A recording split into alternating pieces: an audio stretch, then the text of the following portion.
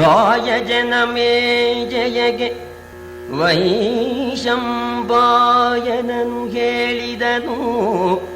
ಮುನಿದ್ವೈಪಾಯನಭಿವರ್ಣಿಸಿದ ಭಾರತವರ ಕಥಾಮೃತವ.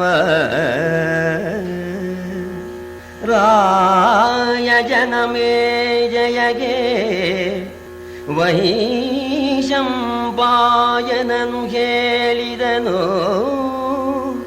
ಮುನಿದ್ವೈಪಾಯನಭಿವರ್ಣಿಸಿದ ಭಾರತವರ ಕಥಾಮೃತವ.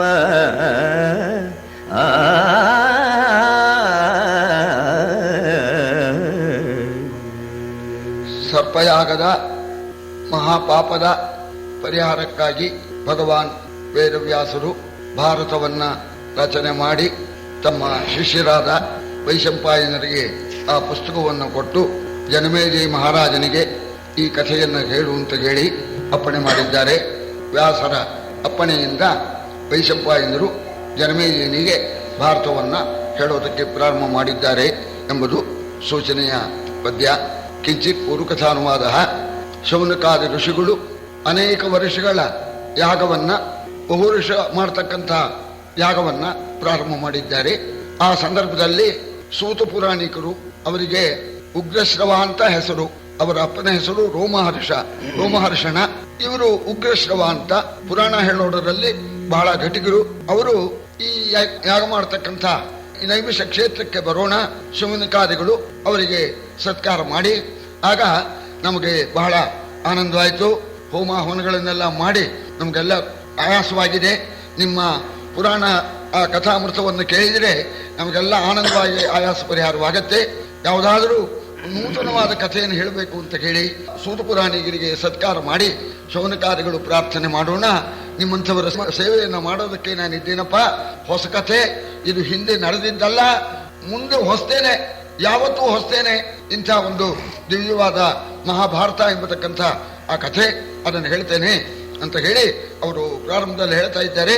ಕೆಲವು ವಸ್ತುಗಳಿದೆಯಲ್ಲ ಅದು ನಿತ್ಯ ನೂತನ ಅಂತ, ಅದು ಹಳಸೋದೇ ಇಲ್ಲ. ಯಾವ್ಯಾವುದಪ್ಪ ಅಂತಂದ್ರೆ ಗಾಂಧರ್ವಂ ಗಂಧ ಸಂಯುಕ್ತಾಂಬೂಲಂ ಭಾರತಿ ಕಥಾ ಇಷ್ಟಾ ಭಾರ್ಯ ಸುಹುರ್ಮಿತ್ರಂ ಅಪೂರ್ವಾಣಿ ದಿನೇ ದಿನೇ ಅಂತ. ಇದು ಹಳಸ್ತು ಅಂತ ಅನ್ನೋದಿಲ್ವಂತೆ. ಗಾಂಧರ್ವಂ ಅಂತ ಸಂಗೀತ ಹಳಸೋದೇ ಇಲ್ಲ. ಇವತ್ತು ಕೇಳಿರೋ ರಾಗವೇ ನಾಳೆ ಅದೇ ರಾಗ ಇನ್ನೊಬ್ರು ಹೇಳ್ತಾರೆ, ನೋಡ್ರಿ ಅಂತಾರೆ, ಕೇಳಿದೀರೇನ್ರಿ, ಹೇಗಿದ್ದೀರಿ, ಇದು ಮತ್ ಮಾರನೇ ದಿವಸ ಅದೇ ರಾಗ, ಅವತ್ತೇ ಒಂದು ನಿತ್ಯ ನೂತನದಲ್ಲಿ. ಆಮೇಲೆ ತಾಂಬೂಲ ನಿನ್ನೆ ಆಗ ಹಾಕೊಂಡು ಆಗಿದೆಯಲ್ಲ ಅಂತ ಅನ್ನೋದಿಲ್ಲ. ಒಳ್ಳೆ ಗಂಧ ಸಂಯುಕ್ತ ತಾಂಬೂಲಂ ಅಂತ ಒಳ್ಳೆ ಸೊಗಸಾದ ಒಳ್ಳೆ ಚಿಗುರಿ ಎಲೆ ಅಡಿಕೆ ಪುಡಿ ಘಮಘಮಾಯಿಸ್ತಕ್ಕಂಥದ್ದು ಅಂಥ ತಾಂಬೂಲ ಇದೆಯಲ್ಲ ಅದು ನಿತ್ಯ ನೂತನ.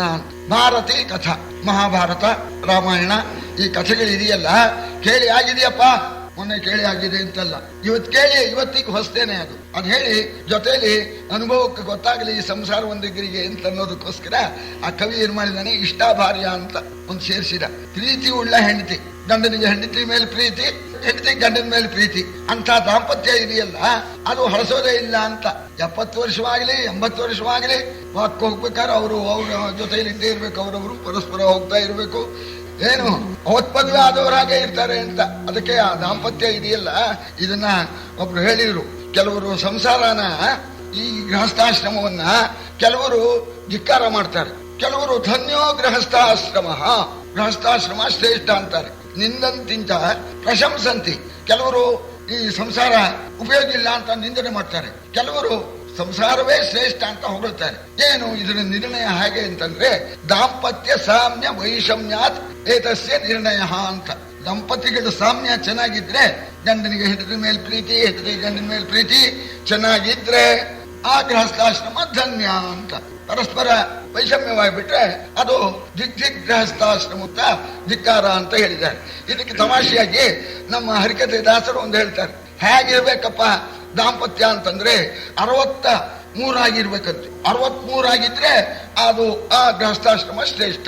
36 ಆಗಬಾರದು ಅಂತ ಸ್ವಲ್ಪ ಗಮನಿಸಬೇಕು. 36 ಕನ್ನಡದಲ್ಲೇ ಬರೀರಿ, ಇಂಗ್ಲಿಷ್ನಲ್ಲೇ ಬರೀರಿ.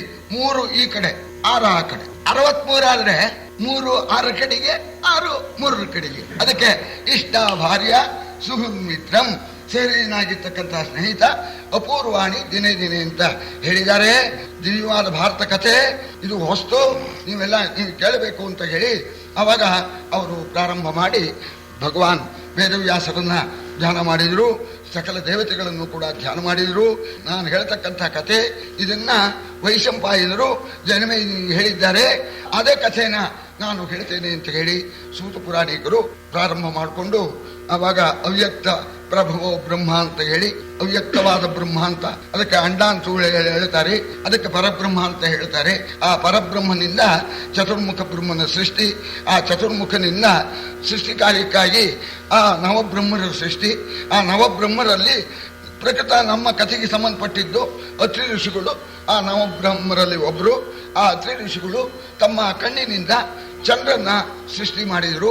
ಅವನಿಗೆ ಅಮೃತ ಕಿರಣ ಅಂತ ಹೇಳ್ತಾರೆ. ಆ ಚಂದ್ರ ಈ ವಂಶಕ್ಕೆ ಮೂಲ ಪುರುಷನಾದ್ರಿಂದ ಚಂದ್ರವಂಶ ಅಂತ ಪ್ರಖ್ಯಾತವಾಯ್ತಪ್ಪ. ಚಂದ್ರನ ಮಗ ಬುಧ, ಬುಧನ ಮಗ ಪುರೂರವ, ಪುರೂರವ ಮಗ ಆಯು, ಆಯುವಿನ ಮಗ ನಹುಷ, ನಹುಷನ ಮಗ ಯಯಾತಿ, ಯಯಾತಿಗೆ ಇಬ್ರು ಮಕ್ಕಳು, ಒಬ್ಬ ಯದು ಅಂತ ಒಬ್ಬವನು, ಪೂರ್ವ ಅಂತ ಒಬ್ಬವನು. ವಂಶ ಅಲ್ಲಿ ಕವಲು ಒಡೀತು. ಆ ಯದುವಂಶದಲ್ಲೇನೆ ಭಗವಂತ ಕೃಷ್ಣ ಅವತಾರ ಮಾಡಿರ್ತಕ್ಕಂಥದ್ದು. ಅದು ಶ್ರೇಷ್ಠವಾದ ವಂಶ ಅಂತ ಯದುವಂಶದ ಆ ಕಥೆಯನ್ನು ಒಂಚೂರು ಆ ಭಗವಂತನ ಅವತಾರದ ವಿಚಾರವನ್ನು ಹೇಳಿ ಆಮೇಲೆ ಪ್ರಕೃತ ಕಥೆ ಹೇಳೋಕೆ ಪ್ರಾರಂಭ ಮಾಡ್ತಾ ಇದ್ದಾರೆ. ಪೂರ್ವ ಅಂತ, ಪೂರ್ವಿನಿಂದ ಈ ವಂಶ ಪ್ರಾರಂಭವಾದ್ರಿಂದ ಅವನು ಒಬ್ಬ ಶಕಪುರುಷ, ಪೂರ್ವ ವಂಶ ಅಂತ ಹೇಳಿ ಇದಕ್ಕೆ ಹೇಳ್ತಾರೆ. ಆ ಕ್ರಮದಲ್ಲೇನೆ ಅಲ್ಲಿಂದ ಮುಂದೆ ಅನೇಕ ಮಹಾರಾಜರುಗಳು, ಪ್ರಖ್ಯಾತರುಗಳು ಆ ವಂಶದಲ್ಲಿ ಎಲ್ಲ ಹುಟ್ಟಿ ರಾಜ್ಯಭಾರ ಮಾಡ್ತಾ ಇದ್ದಾರೆ. ಅವರಲ್ಲಿ ದುಷ್ಯಂತ ಅಂತ ಹೇಳಿಬಿಟ್ಟು ಮಹಾಧರ್ಮಾತ್ಮ, ಅವನು ಶ್ರೇಷ್ಠನಾಗಿದ್ದಾನೆ. ಅವನಿಗೆ ಕಣ್ವರ ಮಗಳಾದ ಶಕುಂತಳೆಯಲ್ಲಿ ಭರತ ಎಂಬತಕ್ಕಂಥ ಮಗ ಉತ್ಪನ್ನನಾದ. ಭರತ ಅವನು ಕೂಡ ಒಬ್ಬ ವಂಶ ಸ್ಥಾಪಕ, ಶಕಸ್ಥಾಪಕ. ಅದರಿಂದ ಭಾರತ ವಂಶ ಅಂತ ಹೇಳಿ ಈ ವಂಶಕ್ಕೆ ಹೆಸರು ಬಂತು ಅಂತ ಹೇಳಿಬಿಟ್ಟು ಈ ಪ್ರಕಾರವಾಗಿ ಆ ವಂಶದಲ್ಲೇನೆ ಒಬ್ಬ ಹಸ್ತಿ ಅಂತ ಹೇಳಿ ಒಬ್ಬ ಮಹಾನುಭಾವ, ಅವ ಹೊಸ ನಗರವನ್ನೇ ನಿರ್ಮಾಣ ಮಾಡಿದ್ದಾನೆ ಗಂಗಾ ನದಿ ದಡದಲ್ಲಿ. ಒಳ್ಳೆ ರಮ್ಯವಾಗಿರ್ತಕ್ಕಂಥ ಪಟ್ಟಣ. ಆ ಪಟ್ಟಣ ಹಸ್ತಿ ನಿರ್ಮಾಣ ಮಾಡಿದ್ರಿಂದ ಹಸ್ತಿನಾವತಿ ಅಂತ ಹೆಸರಾಯಿತು. ಅಲ್ಲಿ ಚಂದ್ರವಂಶದ ರಾಜರುಗಳು ಅದನ್ನೇ ರಾಜನಾಗಿ ಮಾಡಿಕೊಂಡು ರಾಜ್ಯಭಾರ ಮಾಡೋಕೆ ಪ್ರಾರಂಭ ಮಾಡಿದರು. ಆ ವಂಶ ಪರಂಪರೆಯಲ್ಲೇನೆ ಸಂವರ್ಣ ಅಂತ ಒಬ್ಬ ಮಹಾನುಭಾವ, ಅವನು ಸೂರ್ಯಪುತ್ರಿಯಾಗಿರ್ತಕ್ಕಂಥ ತಪತಿ ಎಂಬತಕ್ಕಂಥವಳನ್ನು ಮದುವೆ ಮಾಡಿಕೊಂಡು ಅವಳಲ್ಲಿ ಕುರು ಎಂಬತಕ್ಕಂಥ ಮಹಾತ್ಮನ್ನ ಪಡೆದಿದ್ದಾನೆ. ಅವನು ಒಬ್ಬ ಶಕಪುರುಷ. ಆದ್ದರಿಂದ ಕುರುವಂಶ ಅಂತ ಹೇಳಿ ಈ ವಂಶಕ್ಕೆ ಹೆಸರು ಬಂತು ಅಂತ ಈ ಕ್ರಮವಾಗಿ ಹೇಳುತ್ತಾ, ಸರಸಿಜಾಸನ ಕೊಟ್ಟ ಶಾಪದಿ ಅರಸಿಯಾದಳು ಗಂಗೆ, ಬಳಿಗಿಬ್ಬರಿಗೆ ಮಕ್ಕಳು ವಸುಗಳೆಂಟು ವಸಿಷ್ಠ ಶಾಪದಲ್ಲಿ. ನಿರಪರಾಧಿಗಳೇಳು ಜನನಾಂತರಕ್ಕೆ ಮರಣವ ಕಂಡರು. ನಿರಪರಾಧಿಗಳೇಳು ಜನನಾಂತರಕ್ಕೆ ಮರಣವ ಕಂಡರು. ಉಳಿದಂಗಿರವು ಭೂಲೋಕದಲ್ಲಿ ಬಲಿದುದು ಭೀಷ್ಮನಾಮದಲ್ಲಿ. ಇಂಥ ವಂಶದಲ್ಲಿ ಪ್ರತೀಪ ಅಂತ ಹೇಳಿ ಒಬ್ಬ ಮಹಾನುಭಾವ, ಅವನಿಗೆ ಶಂತನು ಎಂಬತಕ್ಕಂಥ ಮಗ ಉತ್ಪನ್ನನಾಗಿದ್ದಾನೆ. ಆ ಮಹಾನುಭಾವ, ಆ ಶಂತನು ಮಹಾಪುಣ್ಯಾತ್ಮ. ಮುದುಕರನ್ನ ಮುಟ್ಟಿದ್ರೆ ಆ ಮುದುಕರಿಗೆ ಪ್ರಾಯ ಬಂದ್ಬಿಡೋದಂತೆ, ಅವನ್ ನೋಡಿದ್ರೇನೆ ಸಂತೋಷವಾಗೋದಂತೆ. ಅದಕ್ಕೆ ಶಂತನು ಅಂತ ಹೆಸರು. ಅದೇ ಸಂದರ್ಭದಲ್ಲಿ ಬ್ರಹ್ಮದೇವರ ಶಾಪಕ್ಕೆ ಗಂಗಾದೇವಿ ಒಳಗಾಗಿ ಭೂಲೋಕದಲ್ಲಿ ನೀನು ಕೆಲವು ದಿವಸ ಇದ್ದು ಬರಬೇಕು ಅಂತ ಹೇಳಿ ಬ್ರಹ್ಮದೇವರ ಶಾಪದಿಂದ ಗಂಗಾದೇವಿ ಭೂಲೋಕಕ್ಕೆ ಬರ್ತಾ ಇದ್ದಾಳೆ. ಅದೇ ಸಂದರ್ಭದಲ್ಲಿ ಅಷ್ಟವಸುಗಳು ವಸಿಷ್ಠ ಮಹರ್ಷಿಗಳಿಂದ ಶಾಪ ಹೊಂದಿದ್ದಾರೆ. ಆ ಶಾಪ ಹೊಂದಿದಾಗ ಇವರು ನಾವು ಏನೋ ತಮ್ಮ ಹೇಳಿದ ಅಂತ ಹೋಗ್ಬಿಟ್ವಿ ಅಂತ ವಸಿಷ್ಠರನ್ನ ಪ್ರಾರ್ಥನೆ ಮಾಡೋಣ, ನಿಮ್ದು ಹೆಚ್ಚು ತಪ್ಪಿಲ್ಲ, ಆದ್ರಿಂದ ನನ್ನ ಶಾಪ ಬದಲಾವಣೆ ಆಗೋಲ್ಲ, ನೀವು ಮನುಷ್ಯ ಜನ್ಮ ತಾಳಿಯೇ ತೀರ್ಬೇಕು, ಆದ್ರೆ ಖಾಯಮ್ಮಾಗಿ ಇರಬೇಡಿ, ಹುಟ್ಟಿದ ಕೂಡಲೇನೆ ಸತ್ಬಿಟ್ಟು ಬಸ್ಲೋಕಕ್ಕೆ ನೀವು ಬಂದ್ಬಿಡಿ, ನೀವು ಹೆಚ್ಚು ತಪ್ಪು ಮಾಡಿದವರಲ್ಲ, ನಿರಪರಾಧಿಗಳು, ಅದರಿಂದ ನಿಮಗೆ ಅಷ್ಟೇ ಶಿಕ್ಷೆ, ಪನಿಷ್ಮೆಂಟ್. ಈ ಶಿಕ್ಷೆ ಮಾಡಬೇಕಾದ್ರೂ ಕೂಡ ಕೋರ್ಟ್ನಲ್ಲಿ ಆ ಅಪರಾಧಿಗಳು ಮಾಡಿರ್ತಕ್ಕಂಥ ಶಿಕ್ಷೆಗೆ ನೋಡಿಬಿಟ್ಟು ಕೆಲವರಿಗೆ 6 ತಿಂಗಳು, ಕೆಲವರಿಗೆ 1 ವರ್ಷ, ಕೆಲವರಿಗೆ ಸರಿ ಆಜೀವ ಕಾರಾಗರ ಇದು ಶಿಕ್ಷೆ ಅಂತ ವಿಧಿಸ್ತಾರಲ್ಲ, ಹಾಗೆ ಆ ಪ್ರಧಾನಿ ಅವ ಮಾತ್ರ ಬಹುಕಾಲ ಭೂಲೋಕದಲ್ಲಿ ಇದ್ದೇ ತೀರ್ಬೇಕು ಅಂತ ದೊಡ್ಡ ತಪ್ಪು ಮಾಡಿದವನು. ಅವನು ವಸುಗಳಲ್ಲಿ ಕೊನೆಯವನು. ಅವನ ಹೆಸರು ದ್ಯು ಅಂತ. ಸರಿ, ಅವನ್ ಮಾತ್ರ ಖಾಯಮಾಗಿ ಇರಬೇಕಾಗತ್ತೆ ಅಂತ ಅವರು ವಸಿಷ್ಠ ಹೇಳಿದ್ರು. ಆ ಪ್ರಕಾರವಾಗಿ ಇವರು ಬರ್ತಾ ಇದ್ದಾರೆ. ನಾವು ವಸುಗಳು ದೇವತೆಗಳು, ನಾವು ಸಾಮಾನ್ಯ ಮನುಷ್ಯ ಸ್ತ್ರೀಯಲ್ಲಿ ನಾವು ಹುಟ್ಟೋದು ಅಷ್ಟು ಚೆನ್ನಾಗಿರೋಲ್ಲ ಅಂತಂದು ಆ ಗಂಗಾ ತಾಯಿ ನೋಡಿ, ತಾಯಿ ಅಮ್ಮ, ನಾವು ಮನುಷ್ಯ ಸ್ತ್ರೀಯಲ್ಲಿ ಹುಟ್ಟೋಕೆ ನಮ್ ಮನಸ್ಸಿಲ್ಲಮ್ಮ, ನೀನು ಭೂಲೋಕದಲ್ಲಿ ರಾಜನ ಆಶ್ರಯಿಸಿ ಇರ್ಬೇಕಲ್ಲ, ನಿನ್ನ ಹೊಟ್ಟೆಯಲ್ಲಿ ನಾವು ಹುಟ್ಬಿಡ್ತೀವಿ, ಹುಟ್ಟಿದ ಕೂಡಲೇ ನಮ್ಮನ್ನು ಕೊಂದು ಹಾಕಿಬಿಡು, ನಾವು ನಮ್ಮ ಲೋಕಕ್ಕೆ ಬಂದ್ಬಿಡ್ತೀವಿ, ಕೊನೆಯವನು ಮಾತ್ರ ಬಹಳ ದಿವಸ ಇರಬೇಕಾಗಿದೆ, ಇಷ್ಟು ಅನುಗ್ರಹ ಮಾಡಬೇಕು ಅಂತ ಗಂಗಾದೇವಿಯನ್ನ ಶಾಪಗ್ರಸ್ತರಾದ ವಸುಗಳು ಪ್ರಾರ್ಥನೆ ಮಾಡೋಣ, ಹಾಗೆ ಆಗಲಿ ಅಂತ ಒಪ್ಕೊಂಡ್ಲು. ಆ ದಿವ್ಯಶ್ರೀ ಗಂಗಾ ಲೋಕಮಾತಾ ಅವಳು ಆ ದಿವ್ಯ ವೇಷದಲ್ಲಿ ಹೋದರೆ ಮನುಷ್ಯ ತನ್ನನ್ನ ಪರಿಗ್ರಹಿಸೋದಿಲ್ಲ ಅಂತ ಹೇಳಿ ದಿವ್ಯ ಆ ರೂಪವನ್ನ ಬಿಟ್ಬಿಟ್ಟು ಸಾಮಾನ್ಯ ಮನುಷ್ಯ ಸುಂದರಿಯಾಗಿ ಗಂಗೆ ಭೂಲೋಕಕ್ಕೆ ಇಳಿದು ಬಂದಿದ್ದಾಳೆ. ಗಂಗೆಯಲ್ಲಿ ಕೂತ್ಕೊಂಡು ಅಲ್ಲಿ ವಿಹಾರ ಮಾಡ್ತಾ ಇದ್ದಾಳೆ ಮನುಷ್ಯ ದೇಹದಿಂದ. ಈ ಪ್ರದೀಪನ ಮಗನಾಗಿರ್ತಕ್ಕಂಥ ಶಂತನು ಎಂಬತಕ್ಕಂಥವನು ಬೇಟೆಯಾಡೋಸ್ಕರ ಬಂದವನು ಗಂಗೆಗೆ ಬಂದ. ಈ ಸುಂದರಿಯನ್ನ ನೋಡಿದ. ಇವಳು ಯಾರು ಅಂತ ಅನ್ನೋದು ಅವನಿಗೆ ಗೊತ್ತಿಲ್ಲ. ಅವಳನ್ನು ನೋಡಿದ ಮಾತ್ರಕ್ಕೇನೆ ಅವಳಲ್ಲಿ ಪ್ರೇಮ ಉಂಟಾಯ್ತು. ಆಗ ಸುಂದರಿ, ನೀನು ಯಾರು? ನಾನು ಈ ಕುರುವಂಶದಲ್ಲಿ ಪ್ರಖ್ಯಾತನಾಗಿರ್ತಕ್ಕಂಥ ಶಂತನು ಎಂಬತಕ್ಕಂಥ ಚಕ್ರವರ್ತಿ, ನಿನ್ನ ಮೇಲೆ ನನ್ನ ಪ್ರೀತಿ ಉಂಟಾಗಿದೆ, ನನ್ನ ವಿಷಯ ಹೇಳ್ತಾ ಇದ್ದೇನೆ, ನನ್ನನ್ನ ನೀನು ಮದುವೆ ಮಾಡ್ಕೋ, ನಿನಗೆ ಬೇಕಾದ ಭೋಗಭಾಗ್ಯಗಳನ್ನೆಲ್ಲ ಕೊಡ್ತೀನಿ ಅಂತ ಕೇಳ್ಕೊಂಡಾಗ ಅವಳು, ಇವನು ಈ ಶಂತನು ವರುಣನ ಅಂಶದಿಂದ ಉತ್ಪನ್ನನಾದ್ರಿಂದ ತನಗೆ ಪತಿಯಾಗೋದಕ್ಕೆ ಯೋಗ್ಯನಾಗಿದ್ದಾನೆ ಅಂತ ಭಾವಿಸ್ಬಿಟ್ಟು, ಆಗ ಗಂಗೆ ಕೆಲವೇ ಕಾಲ ಇರಬೇಕು, ಬಹುಕಾಲ ಇರೋ ಹಾಗಿಲ್ಲ, ಅದಕ್ಕೋಸ್ಕರ ಏನಪ್ಪ ದೊಡ್ಡ ವಂಶದವನು, ನನ್ನದೊಂದು ನಿಬಂಧನೆ ಇದೆ, ಆ ನಿಬಂಧನೆಗೆ ನೀನು ಒಪ್ಪತಕ್ಕಂಥ ಪಕ್ಷದಲ್ಲಿ ನಾನು ನಿನ್ನನ್ನ ಮದುವೆ ಮಾಡ್ಕೊಳ್ತೇನೆ. ಆ ನಿಬಂಧನೆಗೆ ನೀ ಏನಾದ್ರು ತಪ್ಪಿಟ್ರೆ ಆ ಕೂಡಲೇನೆ ನಮ್ಮ ದಾಂಪತ್ಯ ವಿಚ್ಛೇದನ ಆಯಿತು ಅಂತ ನೀನು ತಿಳ್ಕೊಂಡಾಗ ಏನು ಅಂತ ಕೇಳಿದ. ನಾನು ಏನೇ ಮಾಡ್ಲಿ ನಿನಗೆ ಒಳ್ಳೆಯದಾಗಿ ಕಾಣಬಹುದು, ಶುಭಂವಾ ಯದಿವಾ ಅಶುಭಂ, ನಿನಗೆ ಅದು ಕೆಟ್ಟದ್ದಾಗಿ ಕಾಣಿಸ್ತಾ ಇರಬಹುದು, ನಾನು ಯಾವುದೋ ಉದ್ದೇಶದಿಂದ ಮಾಡ್ತೇನೆ, ಅದು ನಿನ್ನ ಭಾಗಕ್ಕೆ ಒಳ್ಳೆಯದಾಗಿ ಕಾಣಬಹುದು, ಇಲ್ಲ ಕೆಟ್ಟದ್ದಾಗಿ ಕಾಣಬಹುದು. ಯಾಕೆ ನೀನು ಹೀಗೆ ಮಾಡ್ತಾ ಇದೀಯಾ ಅಂತ ನೀನು ನನ್ನನ್ನ ಆಕ್ಷೇಪಣೆ ಮಾಡಬಾರ್ದು, ನನ್ನನ್ನ ನಿಂದಿಸಬಾರ್ದು. ನೀ ಯಾರು, ಯಾಕೆ ಹೀಗೆ ಮಾಡ್ತಾ ಇದೀಯಾ, ಎಲ್ಲಿಂದ ಬಂದೋಳು ಇತ್ಯಾದಿ ಏನಾರು ಅಂದ್ರೆ ಆ ಕೂಡ್ಲೇನೆ ಮುಗಿದೇ ಹೋಯ್ತು ದಾಂಪತ್ಯ ವಿಚ್ಛೇದನ ಅನ್ನೋಣ. ಆಗಲಿ ಅಂತ ಒಪ್ಕೊಂಡ, ಕರ್ಕೊಂಡು ಬಂದ. ಅವಳು ಎಲ್ಲಿ ಏನು ಹೇಳಿದ್ರು ಏನು ಮಾಡಿದ್ರು ಏನು ಅಂತ ಕೇಳ್ತಿರ್ಲಿಲ್ಲ. ಅವಳಿಗೆ ಬೇಕಾದಾಗೆ ಚಕ್ರವರ್ತಿ ಆನಂದವಾಗಿ ಇಟ್ಕೊಂಡಿದ್ದ. ಹೀಗೆ ಕೆಲವು ದಿವಸ ಕಳೀತು. ಸರಿ, ಅವಳಿಗೆ ಒಬ್ಬ ಪುತ್ರ ಉತ್ಪನ್ನನಾದ. ಇವನಿಗೆ ಬಹಳ ಸಂತೋಷ, ಅಂತೂ ನಮ್ಮ ಮಂಥನ ಬೆಳೆಯುತ್ತಲ್ಲ ಅಂತ ಹುಟ್ಟಿದ ಮಗುವನ್ನು ತಗೊಂಡು ಅವಳು ಸೀದಾ ಗಂಗಾ ನದಿಗೆ ಹೋಗಿ ತ್ವಾಂ ಪ್ರೀಣಾಮ್ಯಹಂ, ನಿನಗೆ ಒಳ್ಳೇದು ಮಾಡ್ತೇನೆ ಅಂತ ಮಗುವನ್ನ ಹೊಳಿಗೆ ಹಾಕಿದ್ಲು. ತ್ವಾಂ ಪ್ರೀಣಾಮಿ ಅಹಂ, ನಿನಗೆ ಸಂತೋಷ ಉಂಟಾಗುವ ಹಾಗೆ ಮಾಡ್ತಾ ಇದ್ದೇನೆ ಅಂತ. ಇದು ನಿಜವೇ, ಅದು ವಸುಗಳಿಗೆ ಸಂತೋಷ. ನಮ್ಮ ದೃಷ್ಟಿಯಲ್ಲಿ ಅಲ್ಲ, ಮಗುನ ನಿನ್ ಸಂತೋಷಕ್ಕಾಗಿ ಹೊಳಿಗೆ ಹಾಕ್ತೇನೆ ಅಂದ್ರೆ ಈ ಶಂತನು ನೋಡ್ದ, ಮಗು ಹಾಕ್ಬಿಟ್ಲು, ಮಗು ಮುಳುಗೋಯ್ತು, ಹೊರಗೆ ಬರ್ಲೇ ಇಲ್ಲ. ನೋಡ್ದ, ಈಗ ಯಾಕೆ ಹೀಗೆ ಮಾಡಿದೆ ಅಂತ ಕೇಳ್ಬಿಟ್ರೆ ಇವಳು ಹೋಗ್ತಾಳೆ, ಮಗು ಹೋಗಿ ಆಯ್ತು, ಹೋಗಿದ್ದು ಇವಳು ಹೋಗ್ತಾಳೆ, ಆದ್ರಿಂದ ಏನಾದ್ರು ಮಾಡ್ಕೊಳ್ಳಿ ಅಂದ, ಸುಮ್ಮನಾಗ್ಬಿಟ್ಟ. ಸರಿ, ಮತ್ತೆ ನಡೀತಾ ಇದೆ. ಹೀಗೆ ಕೆಲವು ದಿವಸ ಕಳೀತು. ಎರಡನೇ ಮಗು ಹುಟ್ಟಿತು. ಅವಾಗ್ಲೂ ಹೀಗೆ ಮಾಡಿದ್ಲು. ಹೋಗ್ಬಿಡ್ತು ಮಗು. ಕೇಳಿದ್ರೆ ಇವಳು ಹೋಗ್ತಾಳಲ್ಲ, ವ್ಯಾಮೋಹ. ಆ ಹೆಂಡತಿಯ ಮೇಲಿನ ಆ ಪ್ರೇಮ ವ್ಯಾಮೋಹ ಎಷ್ಟು ಮಟ್ಟಿಗೆ ಇತ್ತು ಅಂತಂದ್ರೆ, ಮಗು ಹೋದ್ರೂ ಚಿಂತಿಲ್ಲ, ಇವಳಾರು ಇದ್ದಾಳಲ್ಲ ಅನ್ನೋ ಹಾಗಿತ್ತಂತೆ. ಇದು ಎಲ್ಲಿವರೆಗೆ 7 ಮಕ್ಕಳು ಈ ರೀತಿಯಾಗಿ ಹುಟ್ಟಿ ಹೊಳಿಗೆ ಹಾಕೋವರೆಗೂ ಇತ್ತು. 8ನೇ ಮಗು ಹುಟ್ಟಿತು. ಇವನಿಗೂ ತಡೀಲಿಲ್ಲ. ಇನ್ನು ಈ ಹೆಂಡತಿ ವ್ಯಾಮೋಹನ ಇಟ್ಕೋಬಾರ್ದು, ಎಷ್ಟು ಮಕ್ಕಳು ಹೋಗ್ಬಿಟ್ರು, ಇನ್ನು ಮುಂದಿನ ಮಗುವನ್ನಾರು ಉಳಿಸ್ಕೋಬೇಕು ಅಂತ ಮೊದಲೇ ಯೋಚನೆ ಮಾಡಿದ್ದ. ಆ ಕೊನೆ ಮಗು ದ್ಯು ಎಂಬತಕ್ಕಂಥವನ ಆ ವಸುವು ಉತ್ಪನ್ನನಾಗಿದ್ದಾನೆ. ಆ ದ್ಯು ಹುಟ್ಟಿದ್ದಾನೆ, ಒಳ್ಳೆ ಸುಂದರವಾದ ಮಗು. ಸರಿ, ಹುಟ್ಟಿದ ಕೂಡ್ಲೇನೆ ತಗೊಂಡು ಹೊರಟ್ಲು. ಯಥಾ ಪ್ರಕಾರ ಹೊರಡೋಣ ನೋಡಿದ, ತಡೀಲಿಲ್ಲ. ಯಾಕೆ ಹೀಗೆ ಮಾಡ್ತಾ ಇದೀಯಾ, 7 ಮಕ್ಕಳನ್ನು ಹೊಳಿಗೆ ಹಾಕ್ಬಿಟ್ಟಿಲ್ಲ, ಇದು ಒಂದನ್ನಾರು ಬದುಕಿಸ್ಕೊಡು, ಯಾಕೆ ಹೀಗೆ ಮಾಡ್ತಾ ಇದೀಯಾ, ಯಾರು ನೀನು, ಎಲ್ಲಿಂದ ಬಂದೆ? ಪುತ್ರಾದಿನಿ ಸರ್ಪಿಣಿ ಅಂತಾರೆ. ಸರ್ಪಜಾತಿ ಇದೆಯಲ್ಲ ಸರ್ಪಿಣಿ, ಆ ಸರ್ಪದ ಹೆಣ್ಣು ಅದು ಮೊಟ್ಟೆ ಇಟ್ಟು ತಿಂದಾಕ್ಬಿಡುತ್ತೆ. ಅಂತ ಕೆಲಸ ಮಾಡ್ತಾ ಇದೆಯಲ್ಲ, ಇಷ್ಟು ದಿವ್ಯ ಸೌಂದರ್ಯ ಇದ್ದು ಯಾರ್ದೇನು ಅಂದ್ಬಿಟ್ಟ. ಆಗ ಅವಳು ನಕ್ಬಿಟ್ಟು ಹೇಳಿದ್ಲು, ಮಹಾರಾಜ ನೀನು ಹೇಳದೇ ಇದ್ರು, ನೀನು ಆಕ್ಷೇಪಣೆ ಮಾಡದೇ ಇದ್ರು ಕೂಡ ಈ ಮಗುನ ನಾನು ತೇಲ್ ಬಿಡ್ತಾ ಇರ್ಲಿಲ್ಲ. ಈ ಮಗುವನ್ನ ನಾನು ಉಳಿಸ್ತಾ ಇದ್ದೆ. ನಾನು ಯಾರು ಅಂತ ಅನ್ನೋದನ್ನ ಹೀಗೆ ಹೇಳ್ತೇನೆ. ನಾನು ತ್ರಿಪಥಗ, ಭಾಗೀರಥಿ, ಜಾಹ್ನವಿ, ಜನ್ನು ಋಷಿ ಮಗಳು, 3 ಲೋಕವನ್ನು ಪವಿತ್ರಗೊಳಿಸ್ತಕ್ಕಂಥ ಗಂಗಾ.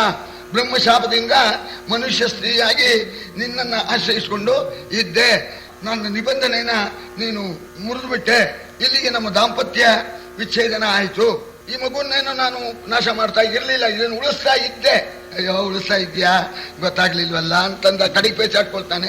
ಮುಗಿದು ಹೋಯ್ತು, ಈಗ ನಾ ಬರ್ತೇನೆ ಅಂತ ಮಗು ಸಮೇತ ಹೊರಟೋಳು ಒಂದು ಮಾತು ಹೇಳಿದ್ಲು, ಬಾಲ್ಯದಲ್ಲಿ ತಾಯಿ ಇರಬೇಕು ಮಗುಗೆ. ಬಾಲ್ಯೇ ಚೈವ ಮೃತ ಮಾತಾ, ವಾರ್ಧಕೆ ಚ ಮೃತ ಸುತಾ, ಯೌವನೇ ಚ ಮೃತ ಭಾರ್ಯ, ಪಾತಕಂ ಕಿಮತಃ ಪರಂ ಅಂತ ಮಹಾಪಾಪ ಮಾಡಿದವನಿಗೆ ಸರಿ ಹೀಗಾಗತ್ತೆ ಅಂತ. ಬಾಲ್ಯದಲ್ಲಿ ತಾಯಿಯನ್ನು ಕಳ್ಕೊಳ್ಳೋದು, ವಾರ್ಧಕ್ಯದಲ್ಲಿ ಮಕ್ಕಳನ್ನು ಕಳ್ಕೊಳ್ಳೋದು, ಪ್ರಾಯದಲ್ಲಿ ಹೆಂಡತಿ ಕಳ್ಕೊಳ್ಳೋದು, ಇದು ಮಹಾಪಾಪ ಅಂತ ಹೇಳ್ತಾರೆ. ಈ ಮಗುವಿಗೆ ನಿನಗೆ ಹೇಗೆ ಪ್ರೀತಿ ಇದೆಯೋ ಈ ಮಗು ಮೇಲೆ ನಂಗೂ ಪ್ರೀತಿ ಇದೆ. ನಮ್ಮ ದಾಂಪತ್ಯದ ಈ ಫಲ ಇದು ಒಳ್ಳೆ ಬಂದೋಬಸ್ತಾಗಿ ಇರಬೇಕು. ಸಾಮಾನ್ಯನಲ್ಲ, 3 ಲೋಕದಲ್ಲೂ ಪ್ರಸಿದ್ಧ ಅಂತ ಮಗ ಆಗ್ಬೇಕು. ಇವನ್ನ ಸರಿಯಾಗಿ ಕಾಪಾಡಿ ನಾನು ಪುನಃ ತಂದು ಒಪ್ಪಿಸ್ತೀನಿ ಅಂತ ಗಂಗೆ ಅದೃಶ್ಯಳಾಗ್ಬಿಟ್ರು. ಯಾವಾಗಲೂ ಒಂದು ಹೋಗ್ತಾ ಇತ್ತು, ಈಗ ಹೆಂಡತಿ ಹೋದ್ಲು. ಸರಿ, ಮಗುನೂ ಹೋಯ್ತು, ಬರ್ತಾಳೋ ಬಿಡ್ತಾಳೋ ಯಾರಿಗೆ ಗೊತ್ತು ಅಂತ ಇವ್ ಮನೆಗೆ ಬಂದ. ಹಾಗೆ ಎಷ್ಟೋ ದಿವಸ ಆ ದುಃಖವನ್ನ, ವಿರಹ ವ್ಯಥೆಯನ್ನು ಅನುಭವಿಸ್ತಾ ಇದ್ದ. ಕ್ರಮೇಣ ಒಂದು ಸಮಾಧಾನಕ್ಕೆ ಬಂದ. ಒಂದ್ ದಿವಸ ಭೇಟಿಗೆ ಹೋಗಿದ್ದಾನೆ ಗಂಗಾ ನದಿ ದಡದಲ್ಲಿ ಶಂತನು ಚಕ್ರವರ್ತಿ. ಒಂದು ಜಿಂಕೆಯನ್ನು ಅಟ್ಟಿಸ್ಕೊಂಡು ಹೋದ. ಅದು ಬಹಳ ದೂರ ಓಡೋಯ್ತು. ಇವನು ಕುದುರೆ ಮೇಲೆ ಹೋದ, ಆದ್ರೂ ಆಯಾಸ ಆಗ್ಬಿಡ್ತು. ಸರಿ, ಆಗ ಆ ಜಿಂಕೆ ಬಿಟ್ಬಿಟ್ಟ. ನೀರು ಕುಡಿಬೇಕು ಅಂತ ಹೇಳಿ ಗಂಗೆ ಬಂದು ನೋಡ್ತಾ ಇದ್ದಾನೆ. ದಿನ ನೋಡ್ತಾ ಇದ್ದ, ತುಂಬಾ ಹೊಳೆ ಹರಿತಾ ಇತ್ತು. ಸಣ್ಣಕ್ಕೆ ಒಂದು ಕಟ್ಟಿ ಗಾತ್ರ ನೀರು ಹರಿತಾ ಇದೆ. ಆಶ್ಚರ್ಯವಾಗಿಬಿಡ್ತೇವೆ ನೀಗೆ, ಎಲ್ಲ ಏನ್ ತುಂಬ ಹರಿಯೋ ಗಂಗೆ, ನಿನ್ನೆ ತುಂಬ ಹರಿತಾ ಇತ್ತು, ಇವತ್ತು ಇಷ್ಟೇ ನೀರಿದೆಯಲ್ಲ, ಏನಿರಬಹುದು ನೋಡೋಣ ಅಂತ ಹೇಳಿ ಆಗ ಮೇಲ್ಗಡೆಗೆ ಹೋದ.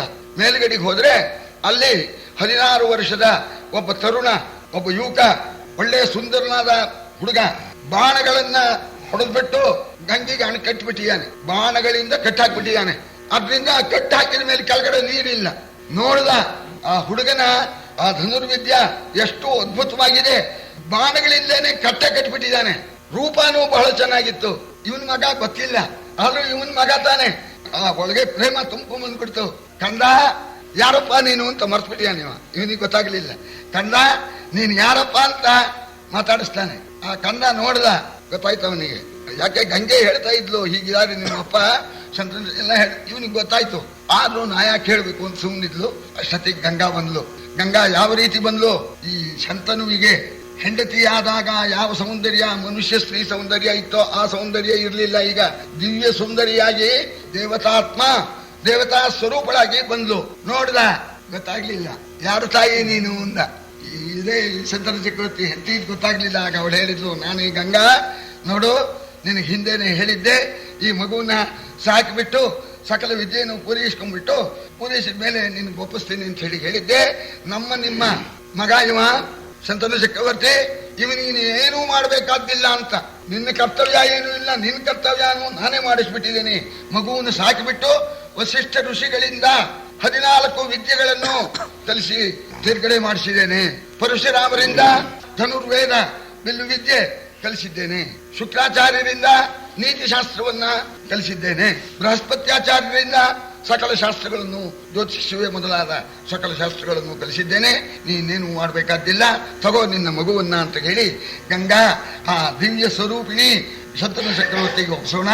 ಬಾರೋ ನನ್ನಪ್ಪ, ಬಾರಪ್ಪ ನನ್ನ ಕಂದ ಅಂತ. ಎಷ್ಟು ಪ್ರೀತಿ, ಮಗನ ಮೇಲೆ ಪ್ರೀತಿ ಇರೋದಿಲ್ಲ. ಒಪ್ಕೊಂಡ್ಬಿಟ್ಟ, ಅರಮನೆಗೆ ಕರ್ಕೊಂಡು ಹೋದ.